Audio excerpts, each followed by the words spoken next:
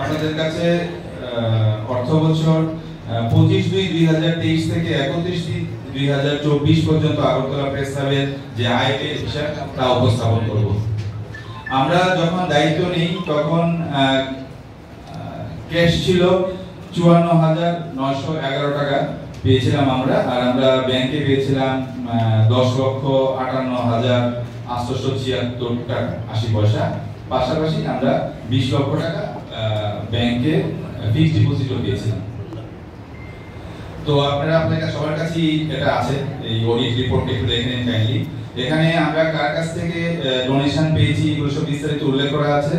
আমরা ক্লাবের হল ভাড়া বাবদ এই বছর পেয়েছি 18,72,886 টাকা।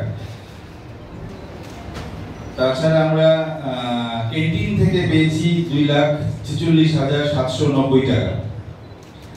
আমাদের ক্লাবে একটা বিএসএনএল এর টাওয়ার আছে, এই টাওয়ার রেন্ট বাবদ আমরা পেয়েছি 1,29,350 টাকা। তাছাড়া আরো অনেকগুলো আমরা আর্থিক সাহায্য পেয়েছি, এগুলো বিস্তারিত বলছি না, এখানে উল্লেখ করা আছে। আর আপনার এখানে দেখতে পাবেন উল্লেখ করা আছে আমরা 18 জন আগরতলা প্রেস ক্লাব মেম্বারকে 1,06,300 টাকা আর্থিক সাহায্য করেছি। আর তাছাড়া বিভিন্ন অনুষ্ঠানগুলিতে কি খরচা হয়েছে আমাদের তা আমরা বিস্তারিতভাবে এখানে উল্লেখ করা আছে। আমরা আগরতলা প্রেস ক্লাবের স্টাফদেরকে 48,000 টাকা পূজা বোনাস দিয়েছি, 6,000 টাকা আমরা তাদেরকে পয়লা বৈশাখে দিয়েছি। তাছাড়া আপনার স্টাফ স্যালারি হিসেবে আমাদের এই বছর খরচা হয়েছে 5,16,400 টাকা। আর ইলেকট্রিক বিল বাবদ আমরা খরচা করেছি 3,08,618 টাকা, কারণ ক্লাবে অনেকগুলো এসি চলে আর হলগুলোতেও এসি লাগানো আছে, তাই ইলেকট্রিক বিল এত বেশি। পাশাপাশি এখানে দেখবেন উল্লেখ করা আছে সেকেন্ড পেজের একটা ফিক্সড ডিপোজিটের হিসাব।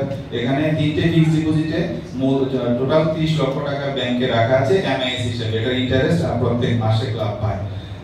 একটা হলো 8 লক্ষ টাকা, একটা 12 লক্ষ টাকা, একটা 10 লক্ষ টাকা। এই মোটামুটি আয় ব্যয়ের হিসাব। আর একটা জিনিস উল্লেখ করতে হয়, এই অডিট অ্যাকাউন্টসটা অডিট করার সময় auditor chartered accountant Shri Koushik Debnath কিছু অবজারভেশন দিয়েছেন।